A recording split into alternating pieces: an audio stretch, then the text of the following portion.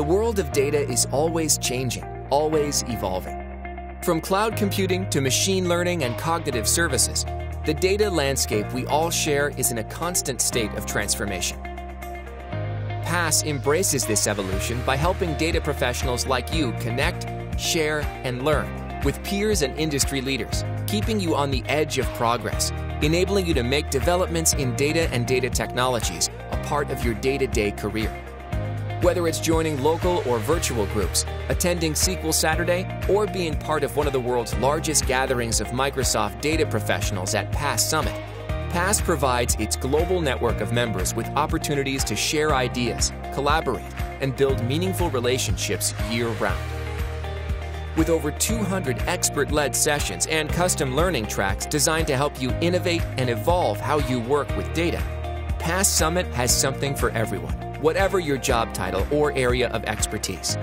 So, get ready to push your data skills to the limit and enjoy an action-packed week of learning, inspiration, and fun. Welcome to PASS Summit 2017.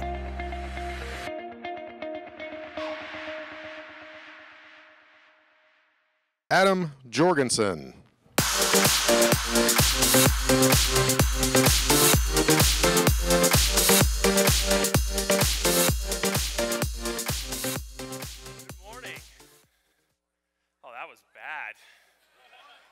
That welcome reception must have been hard on you guys. Good morning. Wow, that's better. I'm really excited to see so many familiar faces here today. I'm honored to be welcoming you to the 19th annual PASS Summit. Yeah. Summit's a special event for all of us data professionals. It's great to be able to share this with all of our first-timers. Where are my first-timers at? Woo! Give our first-timers a hand. I'd encourage each of you to take the next 3 days as an opportunity not only to reconnect. I know Summit is a big time to see people we only see in person once a year, reconnect, keep those friendships and networking bonds strong, but get to know some new attendees. There's tons of opportunities to do that this week. Many of you will remember what it was like to come in and join a community that already feels so connected and established. Help somebody else come in and meet new people and network this week. You guys are going to have so many opportunities to do that. One of the greatest ways to get the most out of your PASS Summit experience is to help others meet and network and grow, and you guys will really continue those relationships over the years, I promise. As well as welcoming everybody here, I also want to welcome the thousands of PASS members watching us live right now on PASS TV. So whether you're at home, whether you're in your cubicle, at the office, lounging by a pool, on vacation, please stay tuned. We have thousands of hours of content for you this week, streaming live. We're really excited about what we have for you. We have first-timers, MVPs, alumni, volunteers, speakers, and more with us here this week, representing over 60 countries and 2,000 companies. That is a lot of collective knowledge that we have here in this room. So as you're connecting, as you're networking, and as you're going to sessions, continue to find people that can help you on your journey. We also have a big team from our founding partner, Microsoft, here with us. Can we please give a warm round of applause for the makers of the best cloud and data platform in the world?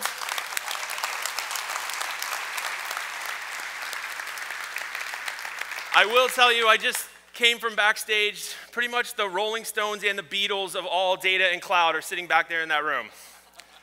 And I'm not kidding. You'll see when they come out here. It's thanks to the hard work and dedication of these folks that we can really be more productive. We can achieve our goals faster through innovative programs and state-of-the-art functionality, much of which you're going to hear about today. Make sure you visit them at the Microsoft Data Clinic in 4C. This is a unique opportunity for you to meet the top experts, the folks that work with the top customers, the top people pushing the envelope and trying to solve a lot of the problems that you're thinking about and trying to solve. So please use that opportunity to brainstorm and connect with the thought leaders and those who are really getting this stuff done across the world and see what cloud and data can really do for your organization. A couple of general housekeeping notes. All session times, locations, details are available in the printed program guide or through the Pass Events app. The Events app is the best way to stay up to date for all the location changes, time changes, adjustments throughout the week. They do happen. It's a big event.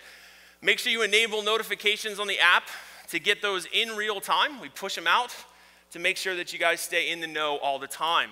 If you haven't already gotten the app, cue the Wi-Fi crash, please download it right now from the App Store. Pass is a data-driven organization, and the information that we get from you helps us shape the experience we create, not only here at Pass Summit, but online and around the world. A big part of that are the session evaluations from Pass Summit. It's really important, not only for Pass and for us, but also for you to fill out those session evals, because we use that information to not only grow our programs, but also to continue to help our speakers and to help shape future events. Pass Summit has been running for 19 years, and over those 19 years, the mission of our organization has remained strong. And that's to help Pass members like you connect, share, and learn. And this year, we renewed that commitment to helping our membership stay ahead of industry trends and ensuring that our organization is focused on growing and evolving with you. It's through the opportunities that I've had as a member of this community that I've been able to learn, volunteer, and connect with fellow Pass members from all over the world. This eventually led to me becoming a member of the board of directors, and in my 6 years as a member of the board, I've experienced more than I ever would have imagined. And I'm excited to see so many first-timers here and so many people that are new to Summit and new to Pass, because I'm excited to see where your journey is going to take you. Because Pass is run by the community for the community. Over 5,000 volunteers support everything that Pass does. From worrying about details like road signs, to hosting local events, to shaping our global content strategy, volunteers make everything that we do possible. Please help me thank our volunteers. So many of them are here today.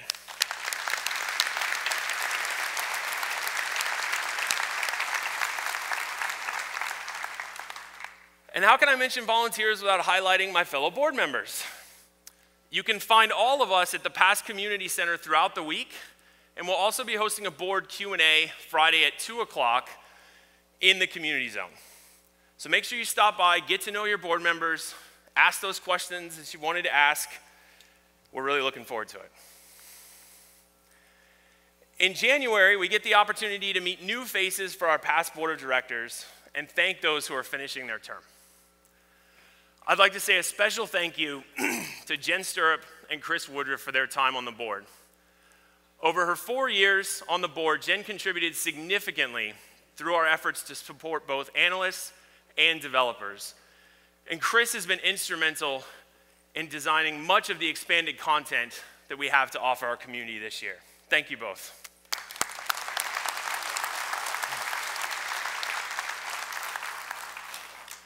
Next, we look forward to welcoming our newest elected members, John Martin, Chris Yates, and Diego Nagar. Welcome to the team, guys.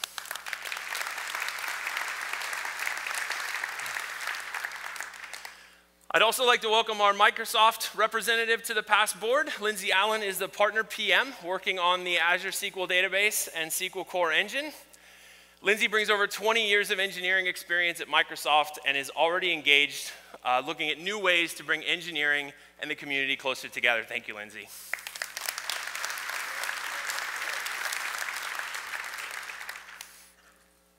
Beyond serving as a director at large, being a member of the Pass Executive Committee is a huge undertaking.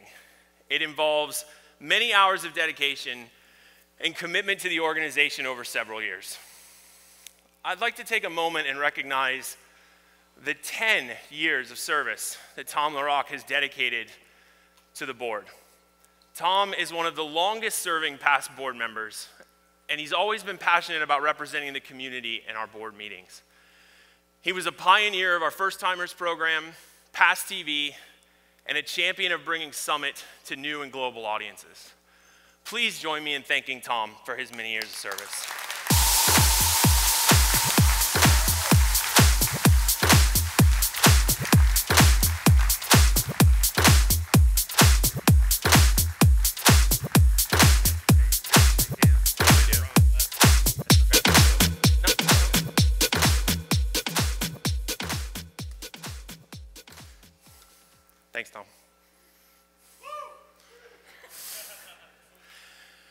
I'd also like to recognize Denise McInerney, who served on the board for the last 6 years.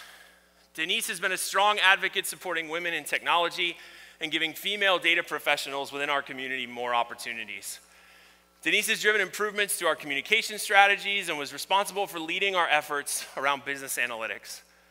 Please join me in thanking Denise for everything she's done for our community.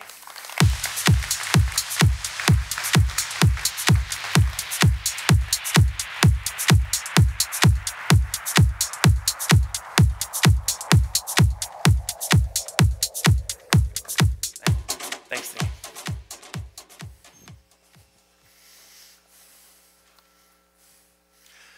Starting in 2018, your new executive committee will be Grant Fritchie, Wendy Pastrick, Tim Ford, and myself.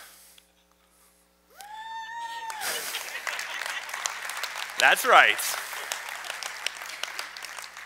That's just the kind of enthusiasm you can look forward to, guys. I love it. I'd like to encourage you all to visit the exhibit hall. Take advantage of the phenomenal resources our Global Alliance partners, sponsors, exhibitors have to offer you. We have a lot of first-time attendees here. We also have a lot of new sponsors this year. Tons of new things in the exhibitor hall. Please take advantage, especially after the keynote today. Go help them listen to what you're trying to do and see how they can help you solve your problems. Speaking of Global Alliance partners, I want to thank Quest, Redgate, Century One, and Idera. Not only do our sponsors provide our organization with much needed financial support, but our Global Alliance sponsors are a vital part of the organization throughout the year and around the world. So thank you so much for that, guys.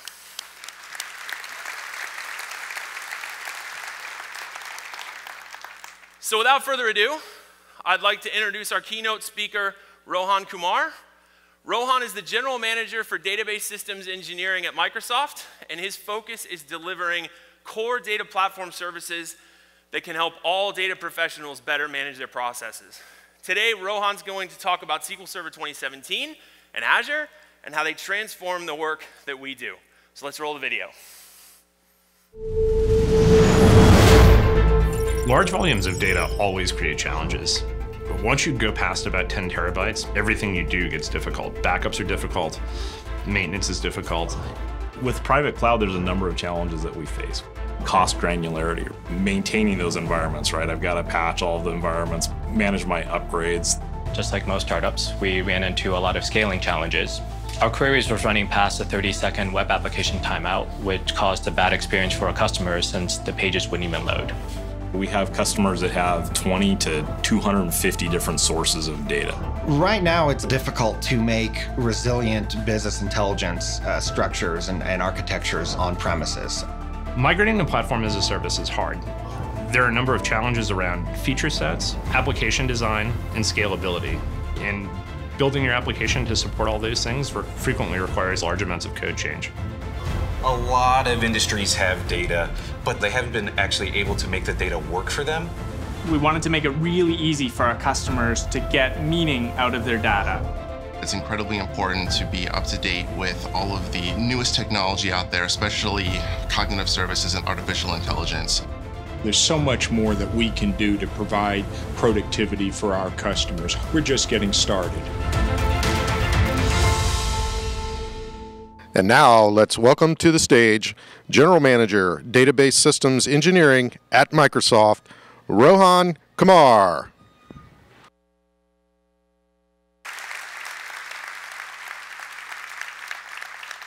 Good morning, everyone. Thank you for being here today. You know, I'm sure all of us have faced challenges similar to ones that you saw in the video. You know, we in the SQL product team are on the path to modernize our entire engineering system, you know, the one that we've built for the last 25 years to the public cloud. It's hard. We understand. You know, one thing we can all agree, that our collective worlds are changing rapidly, and it's up to us to decide how and when we're going to get along with this change. Data, cloud, and AI are the three most disruptive technology trends of our time. They're changing the way we work, the way we live, and are redefining what's possible.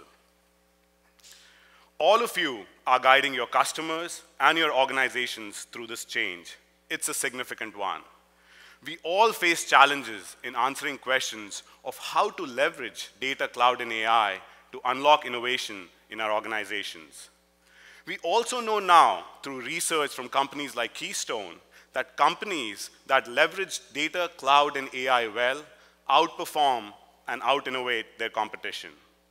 We collectively have an amazing opportunity to leverage these three disruptive technology trends to create new customer value and build a lasting differentiation for our organizations.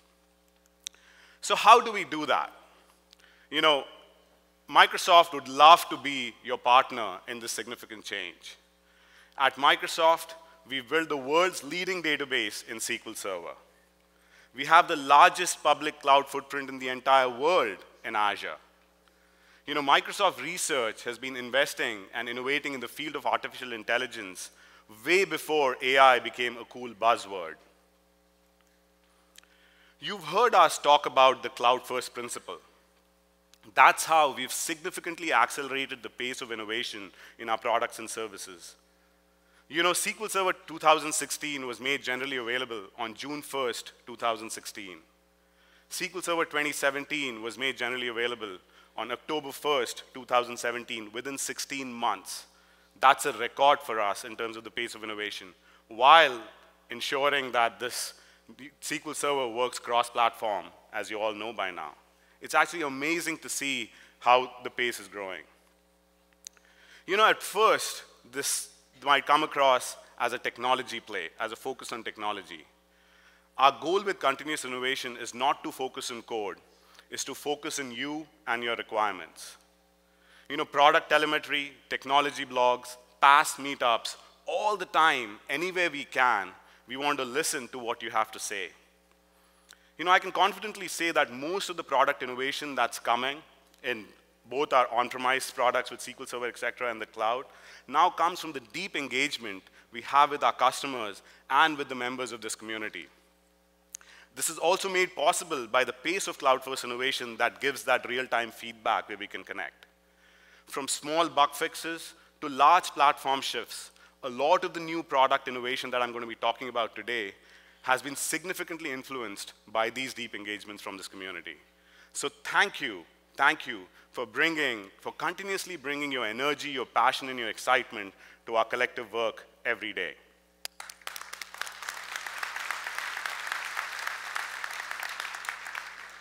You know, before we jump into the new features, I'd like to take a minute to talk about the modern data estate that we've created at Microsoft to unlock the innovation in your organizations. So what is the modern data estate? At its core, the modern data estate enables simplicity and common sense. It accepts any data from any source, structured or not, big or small. It provides a seamless experience between your on-premise infrastructure, your private clouds, and the public clouds, enabling a truly hybrid setup that hides the dichotomy of these disparate systems. So your applications can choose to deploy either on-prem in the private clouds or in the public cloud, depending on what your choice is, in a seamless manner. It gives you exactly what you want: operational databases, relational databases, NoSQL databases, data warehouses, data lakes, data integration pipelines, business intelligence, on-premises, and in the cloud. You know, just by a show of hands, how many of you believe you can completely retire your data center existing on-prem investments today and move everything to the public cloud? Very few. How many of you believe that hybrid, where you're going to have a bunch of your data that remains on-prem and some of the data that starts moving to the public cloud over a period of time, is the way of the future? Most of you. This is exactly why hybrid is a key principle that guides all our product investments. You know, especially when it comes down to developer features, one of the things we always look at is, what is the experience going to be when somebody calls this, when a developer calls this API? Will they have to care whether you're deploying on-prem in a private cloud or the public cloud? And the answer has to be no for us to approve that feature. That's how strictly we're taking it. Right? The other thing is that at Microsoft, we know it's really not about technology. In fact, it's about getting technology out of the way so you can focus on unlocking the insights from your data in an intuitive manner and growing your business. That is why we've taken on the challenge of reimagining the entire data estate. We don't build individual products, siloed products and services anymore. All our investment is going into building this interconnected data estate system, as we call it, that enables you to reason over your data anywhere. Very critical, whether your data remains on-prem, in some sort of a private cloud, in some hosting environment, public cloud. We want to enable you to be able to reason over your data in a seamless manner. It provides you the flexibility of choice of the underlying platform. If you want to run on Windows, all flavors of Linux, if you want to run in a containerized environment, in your DevOps pipeline, in Docker, you want to orchestrate it through Kubernetes. By the way, that's essentially how we've significantly tested SQL Server 2017. All of that is made available. All of this while maintaining the industry-leading security and price performance, which is the core of the kind of innovation that we add. So that is our modern data estate. Now let's jump into the new feature set. What better way of start kicking off talking about new features than the general availability of SQL Server 2017? How many of you are excited about it?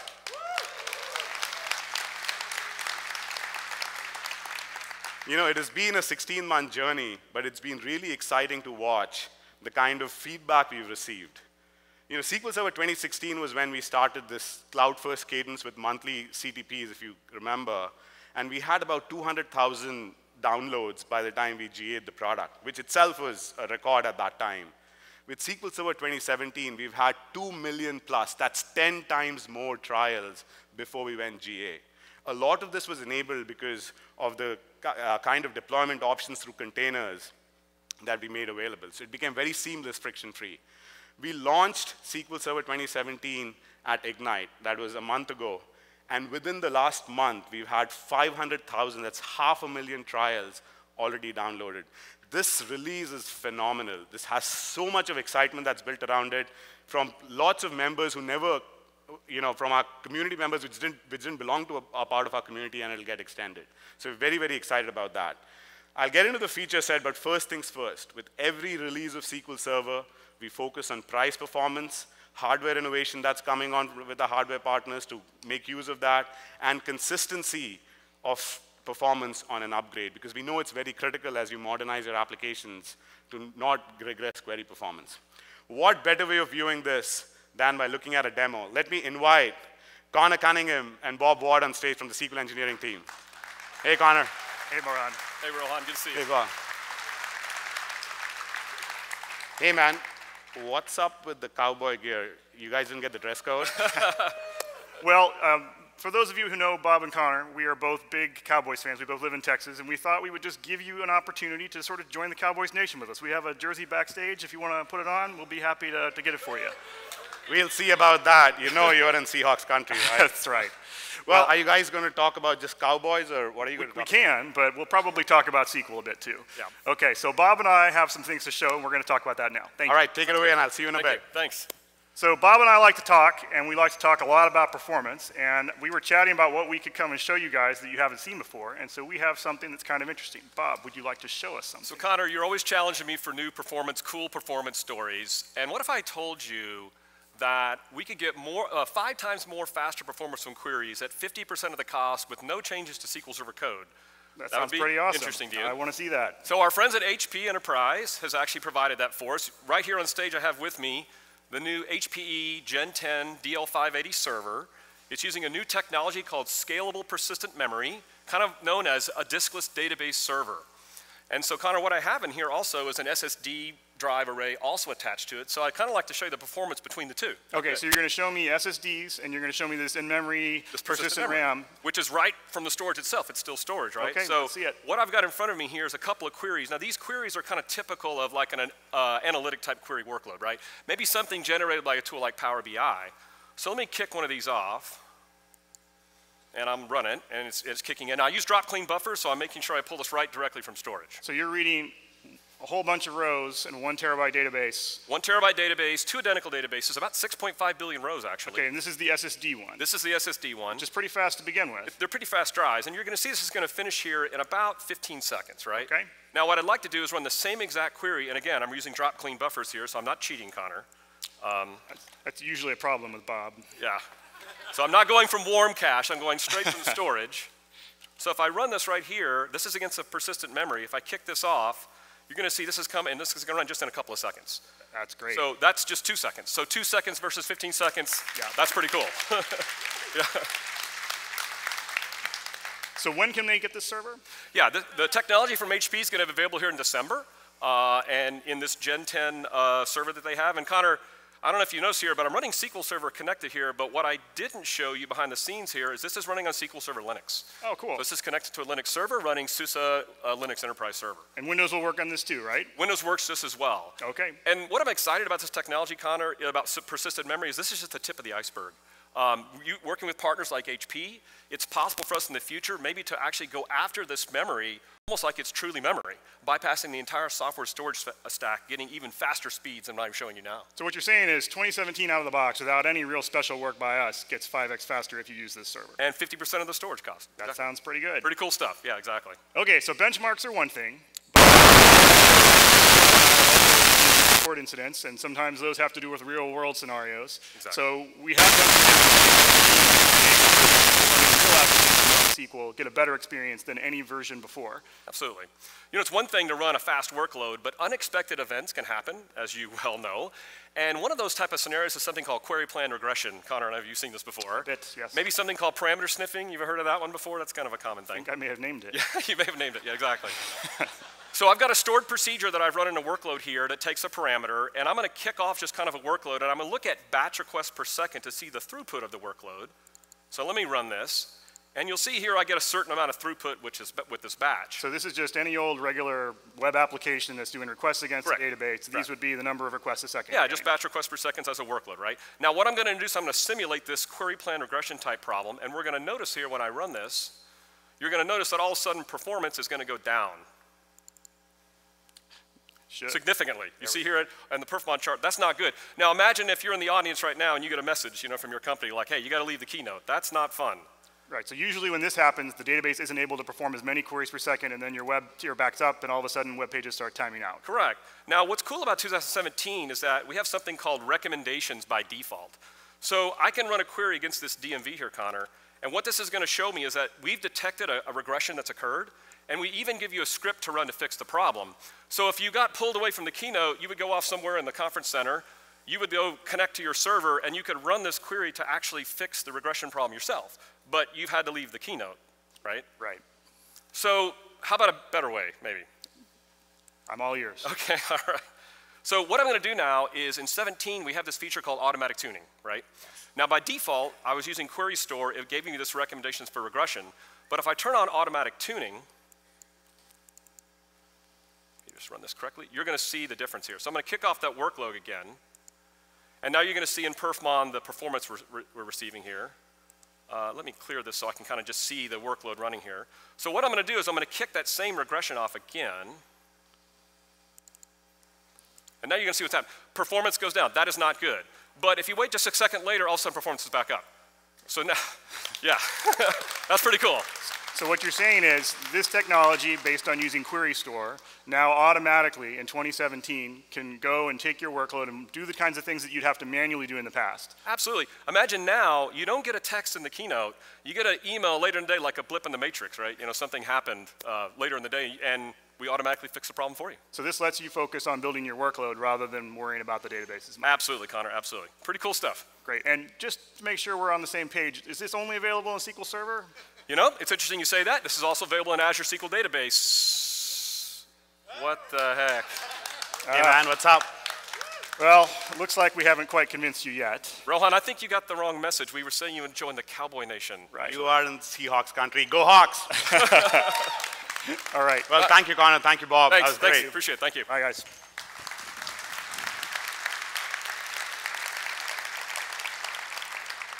Well, that was amazing. You know, betting on the hardware innovation with partners like HP, queries that are 5 times faster at 50% of the cost. And the automatic tuning feature, that I think is going to be a game changer, especially as you modernize your SQL Server workload. So fantastic. All right, so how do you think about SQL Server 2017? You know, there's these pillars that you see on the slide is how we frame the release. You know, the first is around the choice of platform and the language.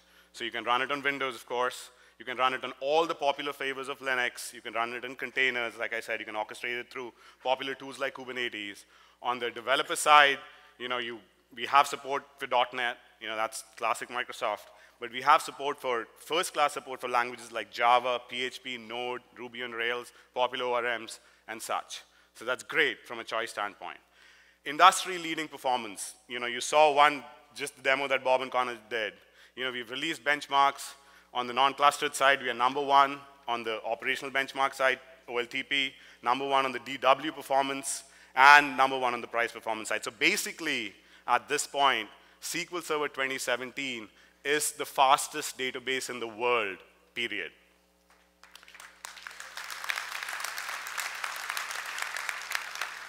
We take security, you all know this, very, very seriously. Again, there is an external company that actually keeps track of all the security patches that have been released across various databases.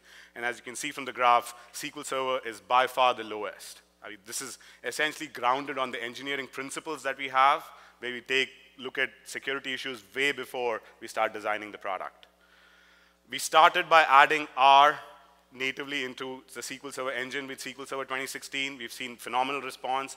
The whole goal over here is to modernize the database for the new workloads. We believe machine learning and artificial intelligence on data to do predictive analytics, et cetera, is going to be very, very critical in the future, and we started laying the foundation for that. We started with 2016. With SQL Server 2017, we've enabled Python. It's another very, very popular, important language for the data science community, and it's all built in. We've added support for native T-SQL scoring that I'll talk about. And finally, end-to-end BI on any device is sort of built into the product itself, right? So purely from a cost standpoint, it becomes a no-brainer. All of this, by making a bet on in-memory technologies, the fact that the memory prices are going to fall, the fact that SSDs starting with NVMe and all are only going to get faster is driving a ton of the innovation. Consistency across public, private clouds, and on-premise infrastructure, like I mentioned. All of this at 1/10 the cost of Oracle. I think it's a great product. Now, getting into more of the bigger features that we shipped with the release. The first is the support for graph data and queries, right? The key reason why we did this is to enable figuring out complex relationships among the data that's stored inside SQL, right? To do what graph does becomes really complex, and through language extensions, we've made it very simple. With SQL Server 2017, this is just the first step we've taken. This is an area we're going to invest pretty heavily, and I know we've already received feedback from several members in the community saying, hey, it's a great first step, but we'd like us to do more. So again, your engagement here is going to make this feature a lot richer than what it is today, but the start's been great. Dynamics Online, for example, has bet significantly on this feature, as they bet on Azure SQL Database as the platform. Advanced machine learning with R and Python. R was already enabled. Now, why is Python significant? This is important to understand.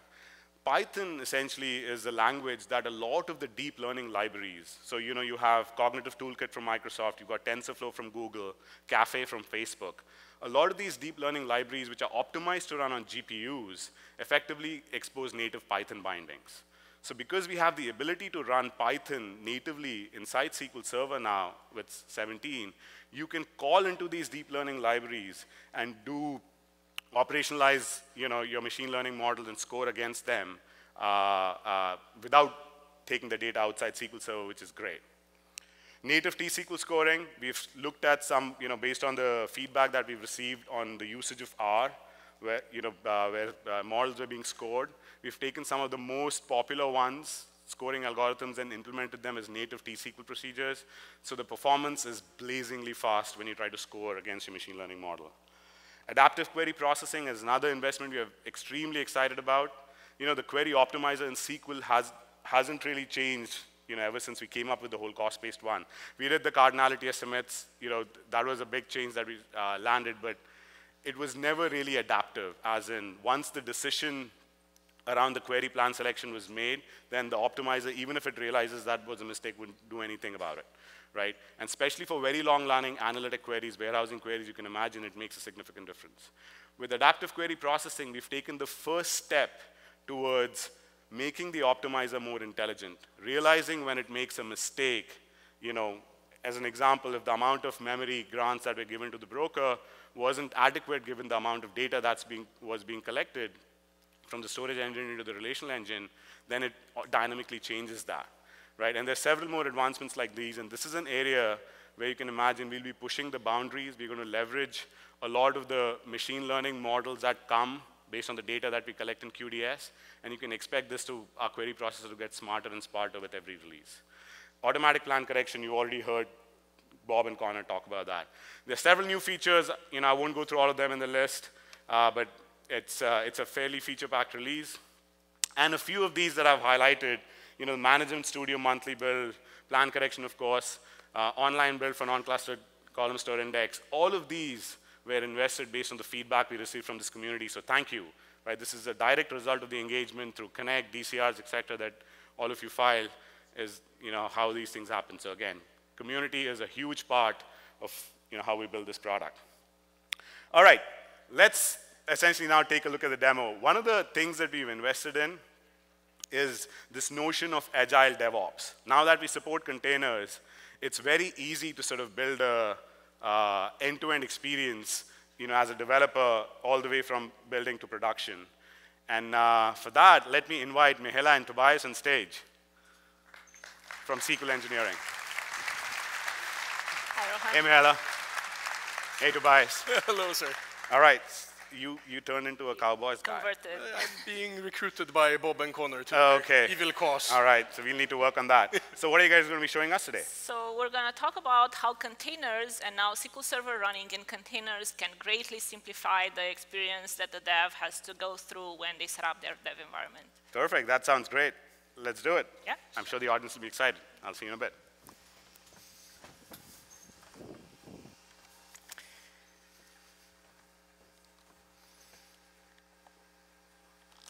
So to start with, I assume that many of you went through this process of setting up your local environment either at the beginning of a new sprint or when you have joined a project in a new team, right? So what we usually do, we clean up everything and we start installing applications as we need to. But this can be a very costly process. It can take hours to find out, for example, what version of SQL Server we need to install. Where is that build coming from, or where we have to find it, right? Or how do I configure these various components that we depend on? And this is where containers come into play to simplify this experience. So what's a container, Mihela? So pretty much is a package application and that can have one or more components, and SQL Server can be part of that package application. Oh. And yes, because now with SQL Server running in containers, you can have a consistent and an efficient process of putting all this together and set up your local environment fast and in a predictable way. So let me show you how this works. We're going to start with showing you how we automated pretty much the process of packaging SQL Server component, right, within our app. And so this you would do like in the beginning of every sprint? Yes, or we're starting a new sprint. We kick off this automation to prep the SQL Server image that we're going to use in the dev environment, and later you're going to use it to set up your machine. Ah, right? Fancy pants. Yes, we're always fancy. So we see here, we just go to TFS where this definition it is, right? So we have 3 simple steps, a setup, a cleanup, but the important one is the build definition that is, I have it here, and we can see that it has, we go through several iterations. First, we pull out the latest version of SQL Server. It can be any version that we decide to use in that specific sprint. And we start a container based on that image. So this could be like CU1 or RTM or the next It can be any version. So just here we use the latest, but it can be any version. And then on top of that, when we have SQL Server running, we restore the production database using a backup of it. Again, you can use any targeted database that you want to use in your dev environment.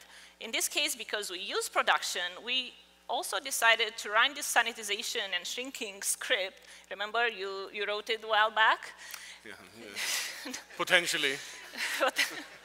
And that masks some of the data, the sensitive data, because we don't want to leave it in your hands, right? Yes, we used the Norwegian encryption with string reverses.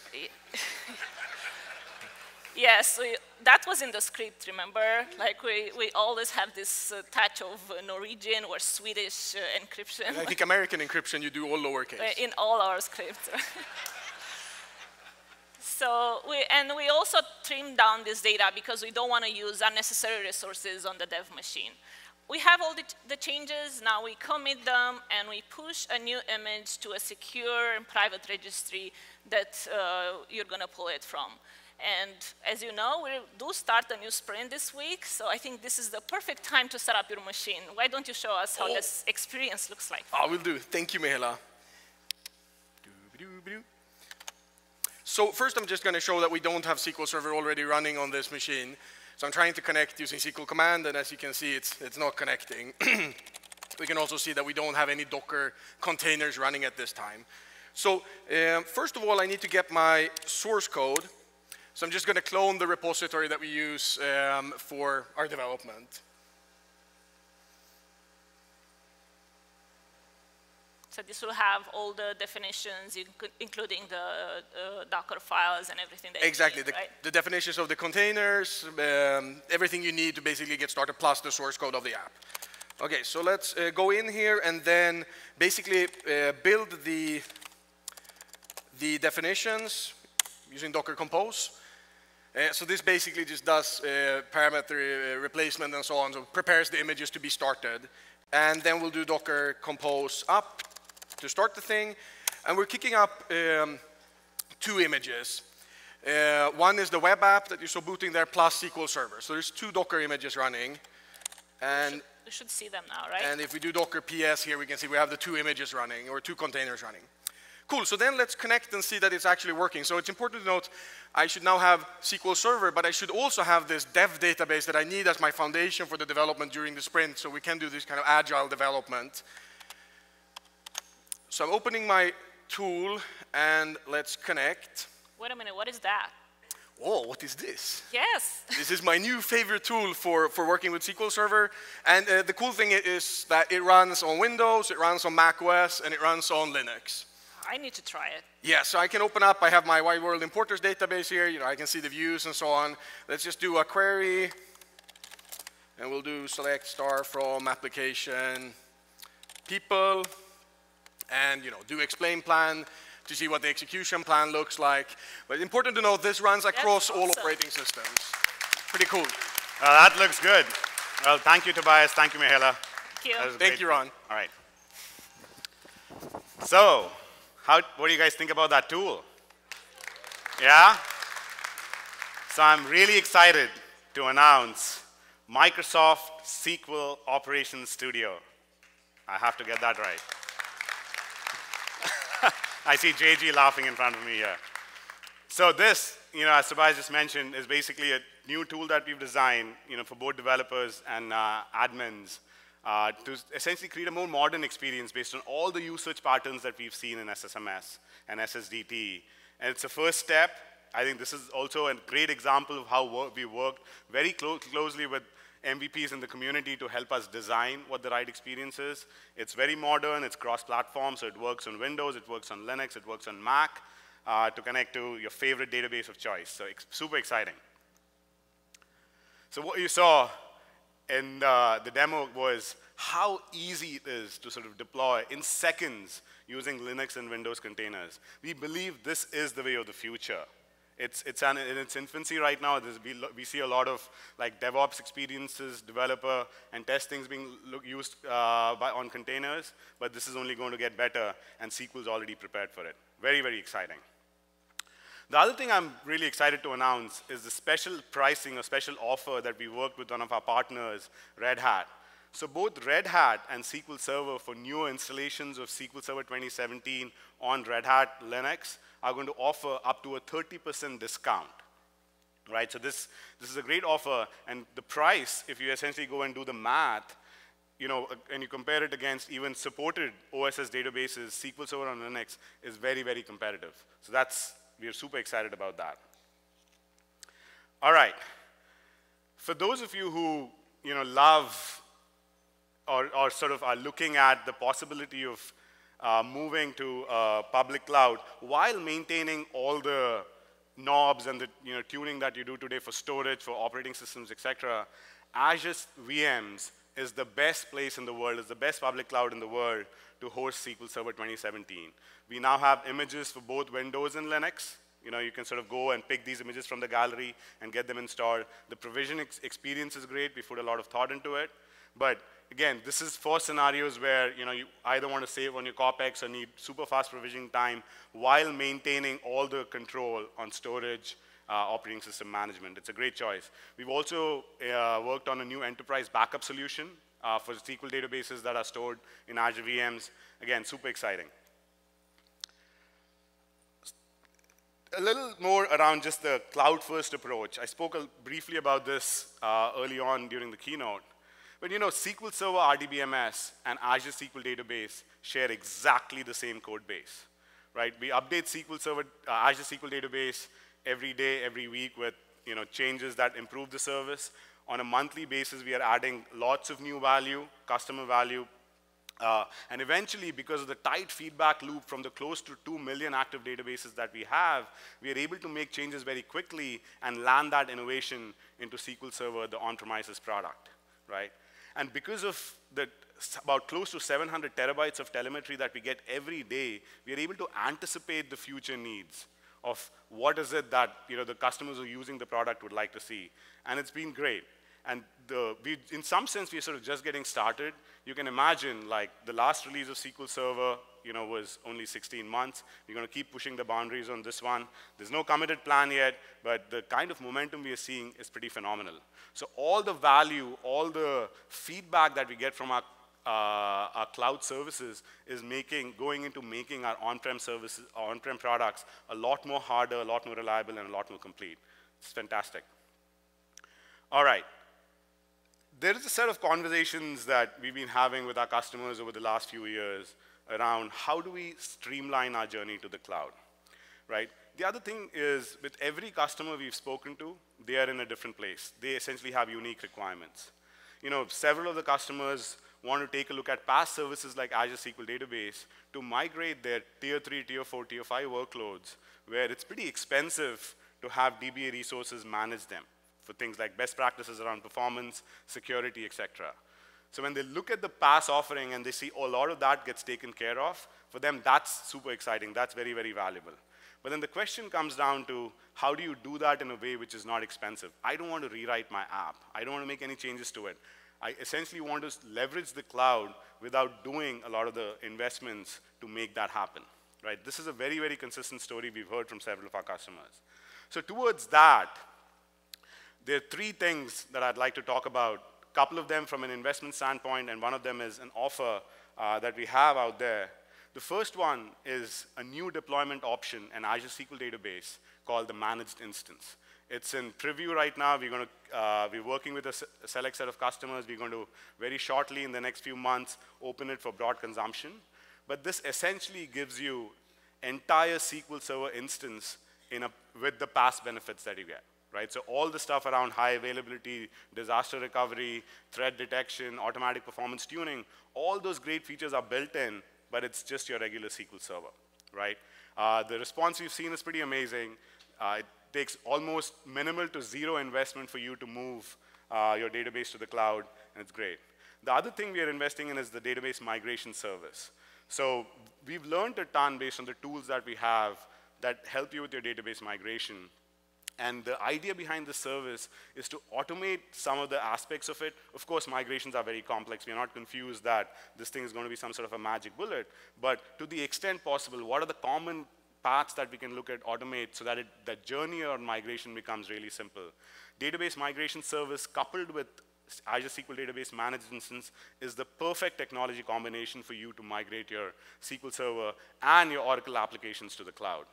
And finally, we have a great offer with Azure Hybrid Benefits. So if you have software assurance, you get a significant discount on the SQL IP as you move your SQL Server databases to managed instance. So I think we can very confidently say we've done the math, we've looked at the performance scale and the kind of changes you need to make. If you're running SQL Server on-prem and you're thinking about streamlining your journey or moving to the cloud, Azure SQL Database is the best option both from a product truth side and from a business model and cost structure side.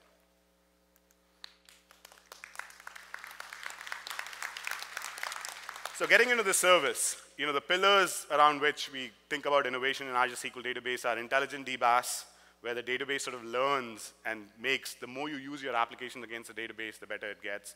Privacy and trust, security is super important. Seamless and compatible, which I just spoke about. So all your existing investments in SQL Server just accrue towards the database and applications you migrate to the cloud, and at extremely competitive TCO. So specifically, again, if you take a look at from an intelligent database standpoint, we collect about 700 and growing terabytes of telemetry data across Azure SQL Database, or the worldwide deployment every day. Just think about that, right? We're able to process this, create machine learning models that are able to track regressions across all the databases, right? And then we're so confident at this point in the model that we've built that we automatically go and fix, whatever needs to be done in terms of creating an index, dropping an index, changing your query in a certain way. We do all of that so that your application starts performing better. In many cases, you don't even know about it. You can go to the portal and figure out what we've done, but it's extremely intuitive. Privacy and trust, we've spoken about threat detection. Again, it's using machine learning to figure out if you have unauthorized access to your database and going and fixing that. Seamless and compatible, all the tooling, the compatibility we spoke about with managed instance and the migration service. Competitive TCO, if you take a look at elastic pools, a lot of we are investing in this whole feature called cost optimization, which you'll be able to take a look at your usage of Azure SQL Database and make decisions around how to change the tiers, standard, premium, and various premiums, if you will, to decide what's the most optimal pattern for you to save costs. So lots and lots of cool stuff. So let's take a look. Again, before we get into the features and et cetera, first things first. Azure SQL Database is built on the same RDBMS engine that essentially has a ton of performance and scalability features built in. Let me invite Danielle to show a demo where she's going to show significant performance and scale in terms of inserts of, 1.4 million rows per second, and how we modernize SQL Database using machine learning. So welcome, Awesome. Danielle. Thanks, Rohan. So what are you going to show us today? So I'm super excited to be here to show you how we're using Azure SQL Database and machine learning to transform businesses. I'm going to show that through a healthcare IoT example. So in this example, I'm going to be ingesting massive amounts of data into Azure SQL Database. Then I'm going to be using a machine learning model built with Azure Machine Learning, and then I'm going to be making predictions in real time on length of stay. Why is length of stay important? So length of stay, it's actually super important. The first reason is for hospital beds. These are really expensive, and you need to optimize them. Also for staffing needs too. So let's take a look. All right. Okay, so here I have my application open. Let's go to that now. And I'm going to click on an example patient. Again, I'm reading in lots of data, and I want to reason over this. So if I click this button right here, look at that. Wow. So That's it? fast. So your scoring was super fast there. That was machine learning. You're all like that, but that was a button click. That was machine learning behind the hood going super fast. So how do we actually build this? First, let's look at our data ingestion. So let's open that here. And this is a simulated data loader. The code will be available on GitHub soon. I'm actually ingesting lots of patient vital information into Azure SQL Database. Look at these numbers here. They're getting really high. 1.4 million rows inserted, wow. 1.4 million rows inserted per second. To give you context on how huge this is, there's been a recent car company that launched an IoT vehicle, and they only need 300,000 transactions per second. So this is massive amount of data that we're actually able to ingest. So let's switch back now and look at our machine learning model.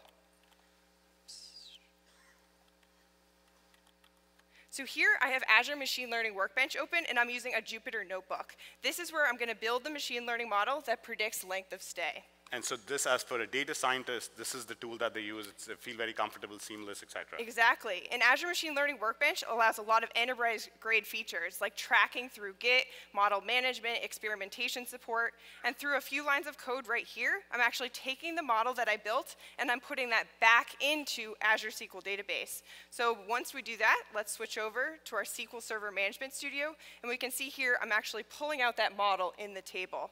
So here, RF stands for that random forest machine learning model that I built using the Azure Machine Learning Workbench. So this model is in the table, so it's just another regular SQL table. Exactly. All the benefits around compliance, security, et cetera, accrue to this model. Exactly. So as a data engineer or an application developer, I don't need to worry about the machine learning. The model is available right there for me. And so let's look at a stored procedure where I can actually invoke that. Here, I'm using native T-SQL scoring using the predict verb. So I'm going to use that model built through the workbench with this predict function, and that's how it's blazingly fast. So let's look back at our application, look at another patient. So here I'm looking at Anna, understanding all of her information, and click. Less than 20 milliseconds, I'm getting a machine learning prediction. That's fantastic. Thank you so much. Well, thank you, Daniel. Thank you.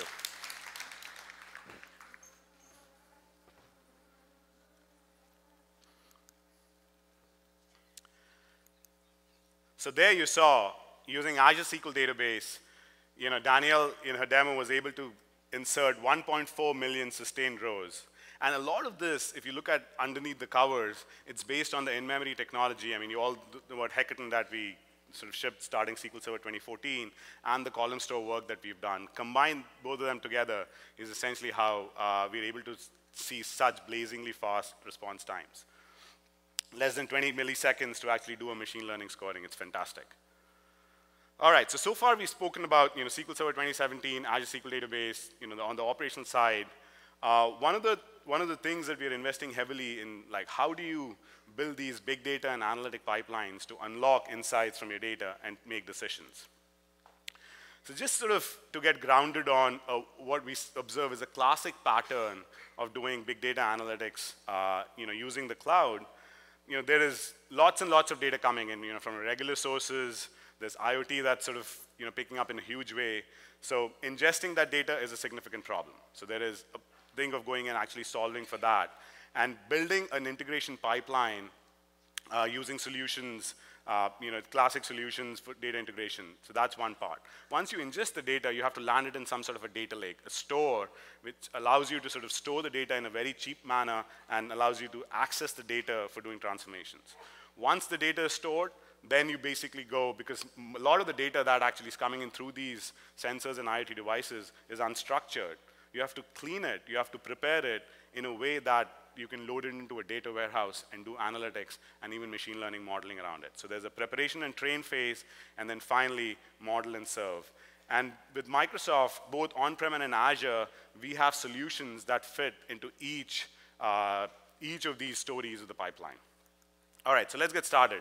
I'm very excited to talk about the new Azure Data Factory that we launched at Ignite. One of the big pieces of feedback that we heard from our customers and the community for an Azure Data Factory V1, or the current version as we talk about, is that it was great for pipelines that were modeled around time series, right? But if time series wasn't your anchor as you thought about modeling your pipeline or creating your workflow and orchestration, then it became a little challenging. They wanted it to be more like SSIS just in terms of the flexibility it provides.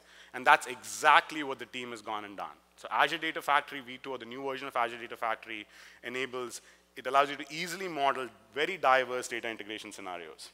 The other principle or the other aspect that we looked at was to make sure the transition between on-premises and cloud, or the hybrid scenario, is handled by the pipeline in a very, very seamless manner. So that's another huge investment. Now, as companies are trying to modernize to the cloud, the number of data sources that they need to connect to, these pipelines need to connect to move the data around as a part of these orchestrations and pipelines is getting bigger and bigger. And Azure Data Factory now supports more than 30 connectors. Some of them are in preview, but this count is only going to keep increasing. And finally, there's a lot of investment that went into making sure your existing SSIS packages can be easily migrated to the cloud with practically no changes on your side. The next thing is enabling SQL Server integration services in Azure as a managed or a PaaS service. Like I said, with Azure Data Factory v2, or the new version of Azure Data Factory, coupled with SSIS in the cloud, your hybrid story, or especially the migrations to the cloud, becomes extremely intuitive, very, very turnkey. Just like any other PaaS service, you can pick the number of nodes. You can scale out your SSIS installation to significantly increase your throughput of your pipeline. The same SSIS runtime, we talk about if you want to run the same thing on-prem, works on Windows, it works on all flavors of Linux, and in Azure Cloud. And in the cloud, you sort of can use hourly pricing without requiring any SQL license. So lots and lots of great value. Again, to basically see this in action, let me invite Scott Curry, the creator of BIML, on stage to talk about how BIML is going to work with Azure Data Factory v2. Hey, Scott. Hi. How are you? Doing well, thanks. So what are you going to be showing us today? Well, as you know, business intelligence markup language, or BIML, is used by thousands of developers worldwide to automate the creation of their relational assets, their SSIS packages, analysis services, cubes, and tabular models, PowerShell deployment scripts, you name it, whatever you need for data warehouse automation.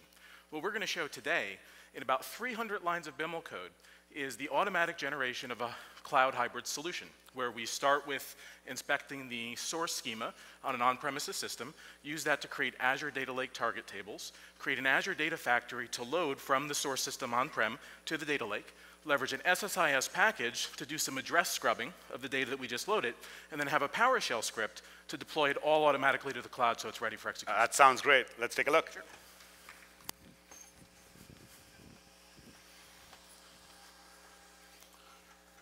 So for those of you who have used BIML before, some of this is going to look a bit familiar. Specifically, these first two files we're going to look at, the first one creates our target tables for Azure Data Lake by connecting to our source system and automatically generating our target schema. And then next, we're going to take a look at our load packages script. What this does is essentially pull in from our source data, apply a script component that we'd already developed and we're already successfully using and want to use again in the cloud in order to scrub our address data. But the next piece is what's new. Wow. Do I see ADF? Yep. Wow, I haven't seen that before. That's right. So we're actually announcing today that for the general availability of Azure Data Factory v2, we in BIML will have full support for first-class elements in BIML for creating Azure Data Factory assets, whether it's your gateways, your link services, pipelines, triggers. We have it all 100% full fidelity. And that goes along with the support we already have for the Azure SSIS integrated runtime. So if you want to use any of the packages that you're auto-generating from BIML, in Azure, it's as easy as changing your deployment target. So once we have this, we can now open up our PowerShell script and go ahead and give it a run. And what you'll see is the BIML compiler automatically running to get whatever the latest version of that source system happens to look like, generate those, the Azure Data Factory, generate the packages, and deploy it all up to the cloud for us. And since this is all running in the command line, there's no reason you can't put this into a DevOps workflow. So as your source systems change, your data lake can adapt and be up to date against it on a nightly, hourly, or even near real-time basis. And for the SSIS packages, did you have to change anything? Did you have to, or? Nope, it's a 100% lift and shift. You can take the same packages that you've already been using and use them in Azure instead. So if you're building on premises, if you're building on Azure, if you're using any sort of hybrid solution, you don't have to worry. BIML, ADF, and SSIS will have your data integration needs covered. Oh, fantastic to hear that. Thank you so much, Scott.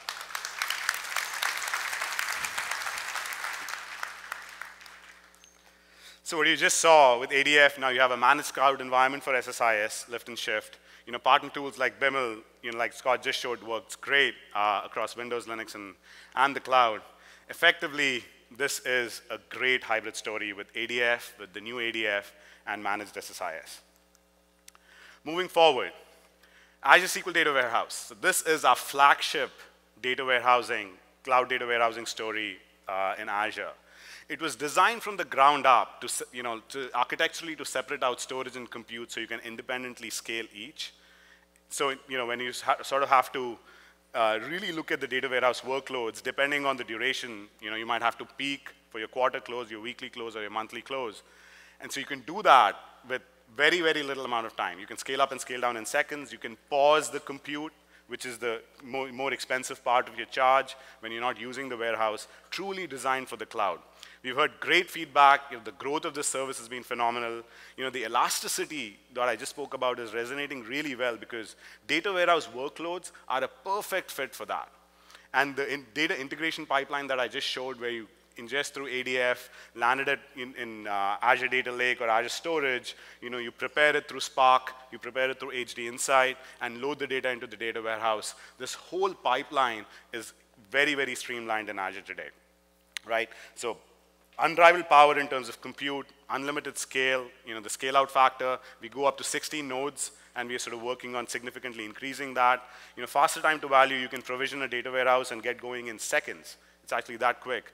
And it's very trusted and reliable. That's a theme, right? Performance and scale and security and privacy is a theme that you're seeing across all the products and services that we're showing. And data warehouse is no exception. I'm very excited. This is one of the things that we launched at Ignite, but we didn't have them available. But you can go and try out the new Azure Data Warehouse Compute Optimized tier. One key piece of feedback that we got from our customers was for very, very large data volumes, the separation of storage and compute was impacting performance of certain very large running queries. So if your queries that we're doing significant amount of scan across hundreds of terabytes of data, those queries were slow.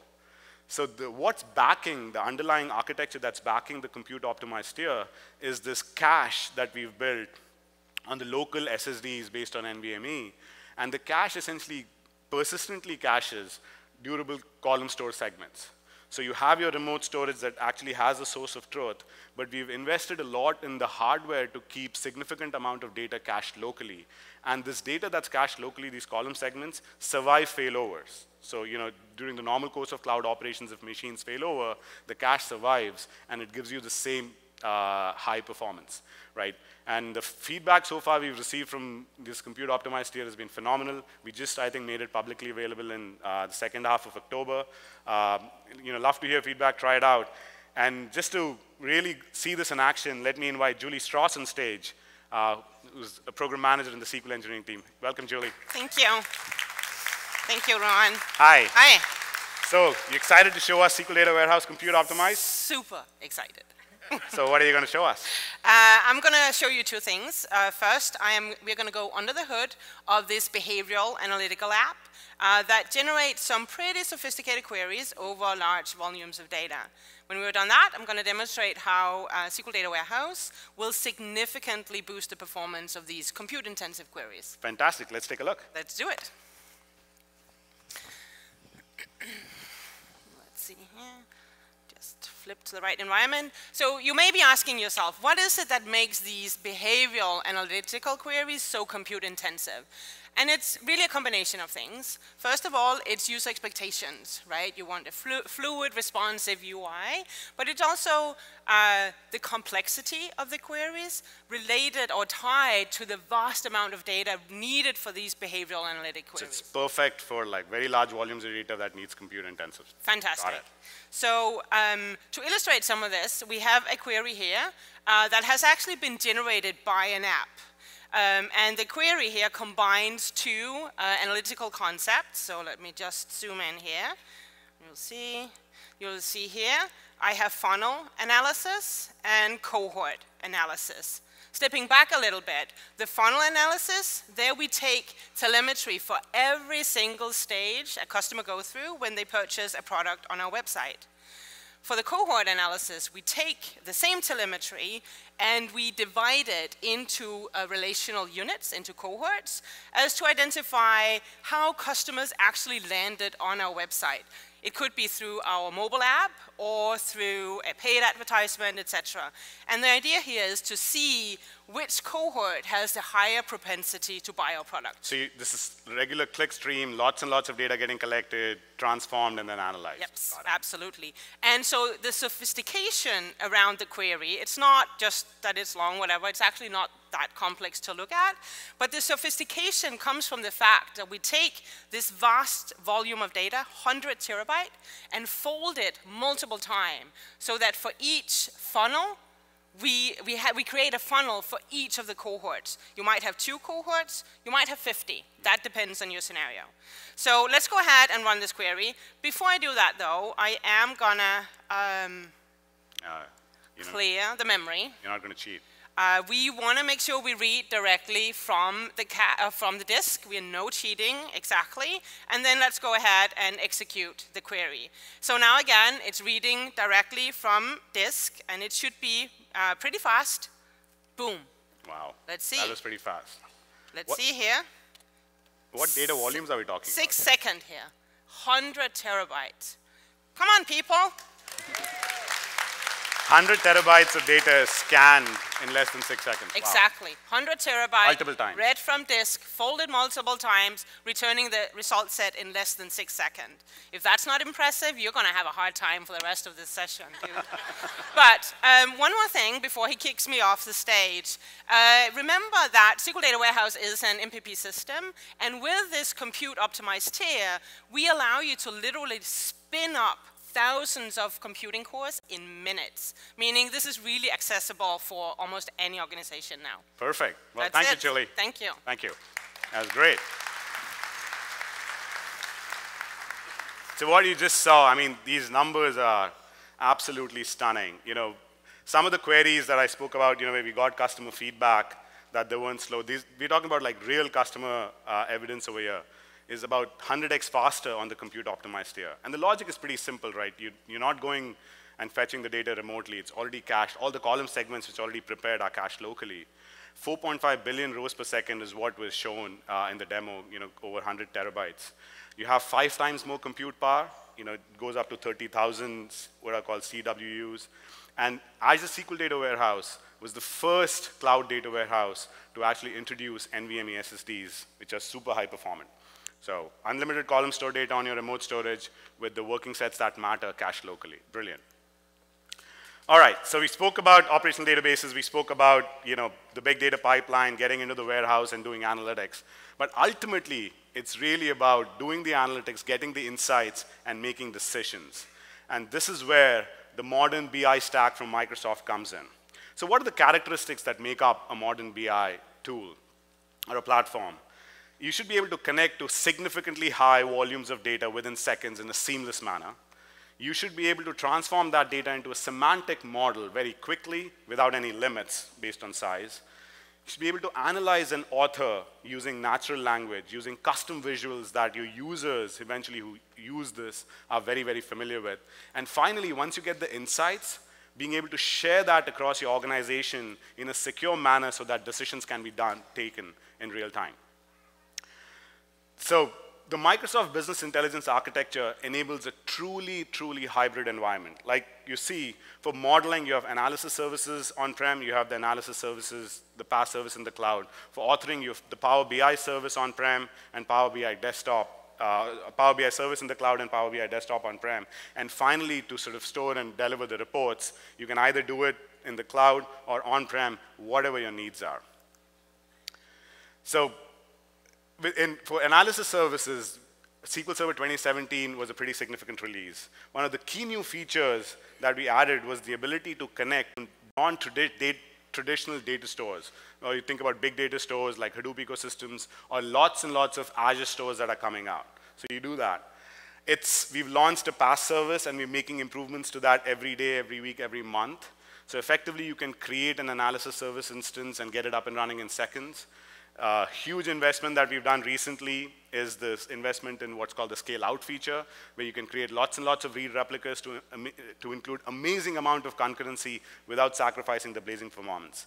So showing that, let me invite Christian, a program manager from our analysis services team, to come on stage and showcase this innovation. Hey, Christian. Thanks so much for having me. How are you? Very excited to be here. So what are you going to show us today? Rohan, I am thrilled to show you the latest and greatest in Azure Analysis Services and SQL Server Analysis Services 2017 in the areas of scalability and interactive analysis. Perfect. Let's go take a look. Let's go. Let's do it.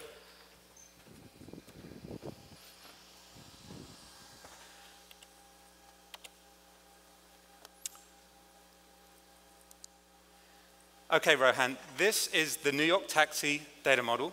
And each row in the trip table represents a New York taxi ride across a 10-year period.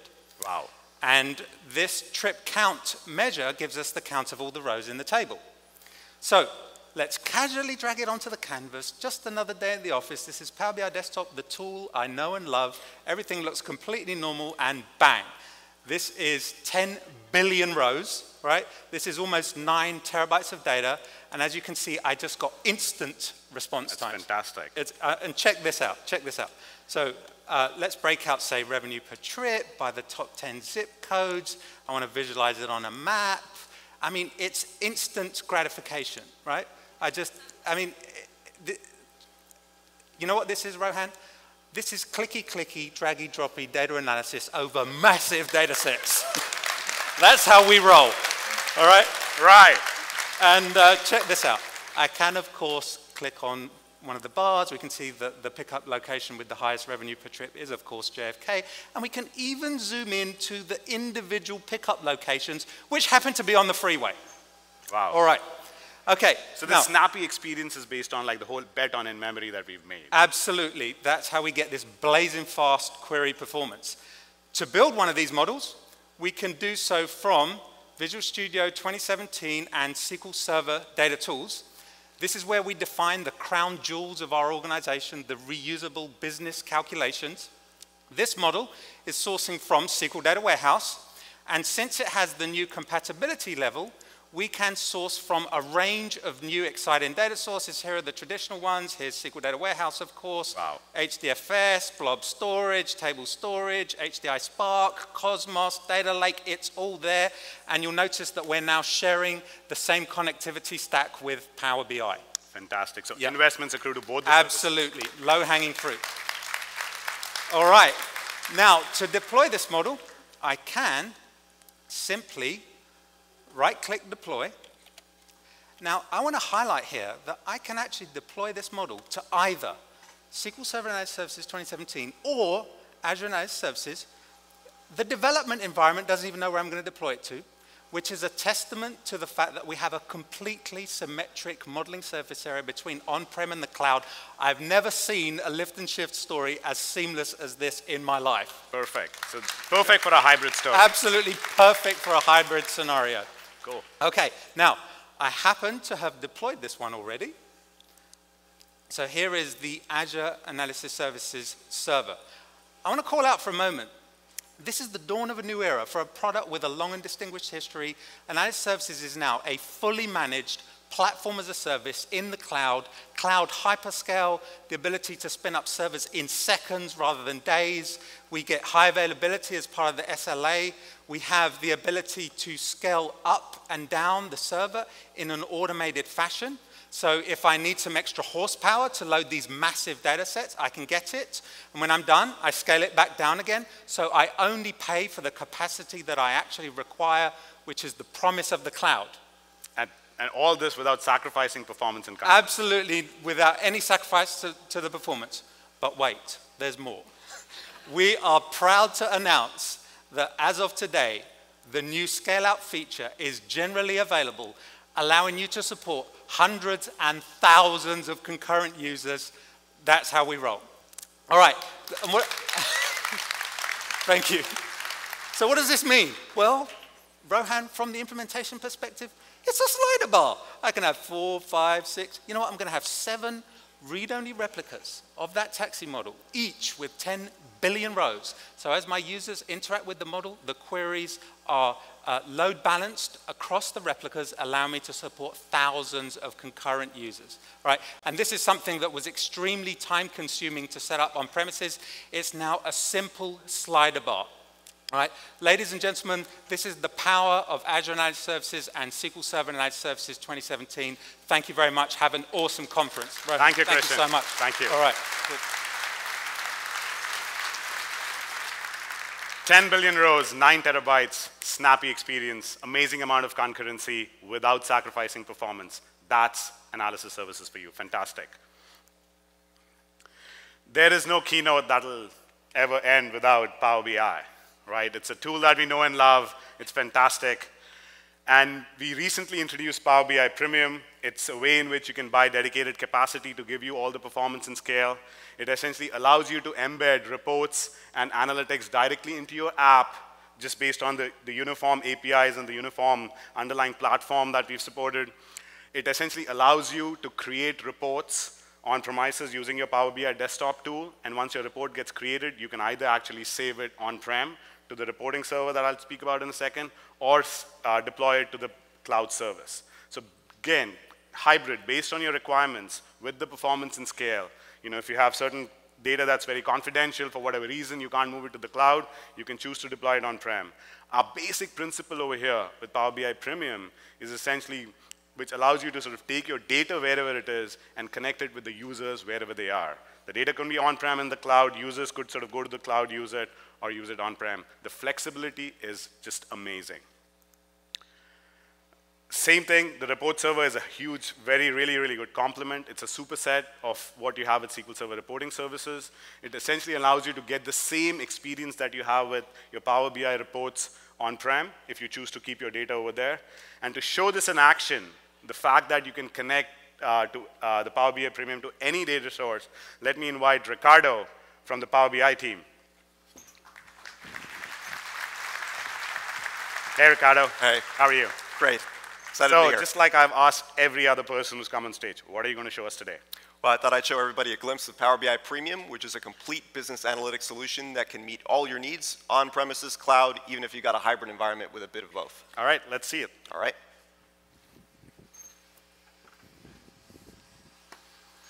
So let's start in Power BI Desktop. I've got the same New York City taxi data that Christian was showing. Now, as a business analyst, it's great that I'm able to connect live to that same analysis services model and explore my data. The data's already modeled for me, which means I get a great experience and I don't have to do any data modeling of my own. But if you've used Report Server up until now, you know that so far, the only thing I've been able to connect to is analysis services. What if I'm a data analyst, data scientist, a sort of power user, and I want to connect to any of the various underlying data sources, pull in whatever data I want, and do some self-service data modeling of my own. With today's release of Report Server, you can import data from any Power BI desktop data source. So, relational, multidimensional, flat files, cloud, on-prem, structured, unstructured, you name it. Got lots of different data sources. Again, that common data connectivity stack. Here I've connected to that Azure SQL data warehouse, the same one that we were using under that analysis services model, pulled in that taxi data, but I'm going to bring some data of my own. I've got an Excel file and I'm going to pull that in. I've pulled some data off the web on zip codes across the United States and some demographic information, so median income, population. I've already loaded this, so we'll just save some time here and skip right over. Look at the data modeling experience that I have. Very familiar if you've used analysis services as well. It's the same engine, it's the same technology built. I've related my zip code data from Excel to my geography data from my data warehouse, and now I can do analysis across them. I've created a really beautiful report here with some interesting metrics and trends. Average fare is about $11. Average tip is just shy of 11%. And it's interactive automatically, so I can zoom into trips in Manhattan, I can zoom into trips in Brooklyn, and so on. Let's mash up some data though. Right. Okay.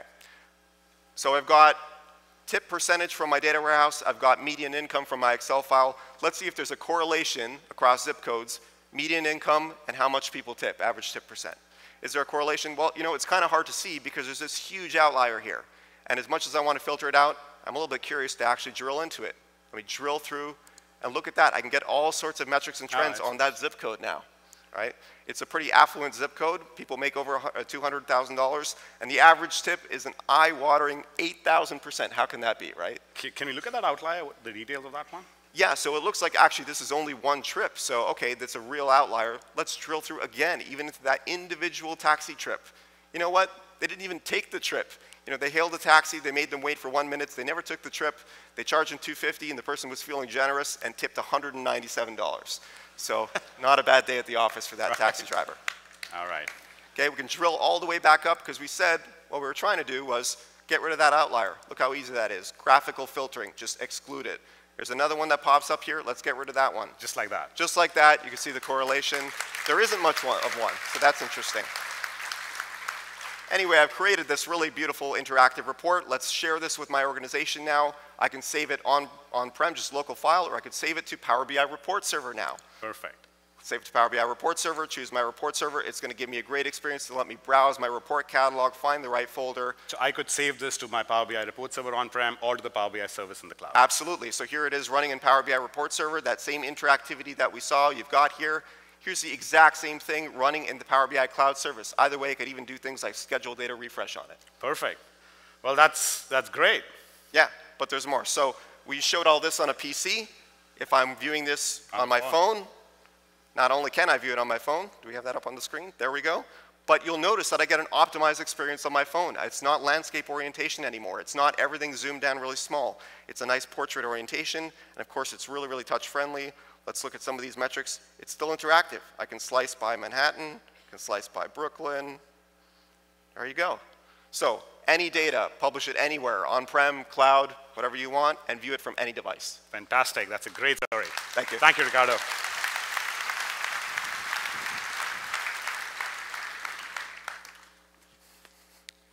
So just like Ricardo just said, connect to any data, hybrid story, publish it on-prem or in the cloud, and consume the reports on any device. With Power BI, now we've enabled data insights to anyone, anywhere. And empowering everyone is really the core of our mission. At Microsoft, we want to empower every person and every organization on this planet to achieve more. Whatever your more may be. That's at the core of our value system. It is what drives each and every employee to come into work every day. Data is at the heart of any digital transformation. For you to sort of innovate in your organizations, you need clever technology in the hands of even clever people. You are at the intersection of data, cloud, and AI, pushing the boundaries of what's possible. From life-saving advancements to disruptive breakthroughs, there's a lot that's locked in your data that you can unlock and share with the world. Your companies cannot do it without you. We cannot do it without you. We are a community, we are a team that's working together. We are not just partners, though. We are really a community that's paving the way for each other to move forward. And it's not really about just blazing some trail of technology.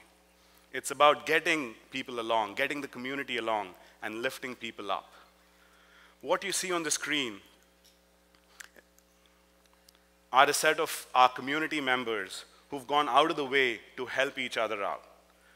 They are the true leaders of our organization, of our community. They're making all of us better, stronger, and kinder. To all of them, I say, thank you. Your leadership has been an inspiration, and you've really set the standard for what it means to be a part of this community.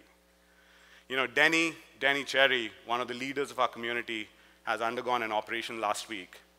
We all wish him a speedy recovery.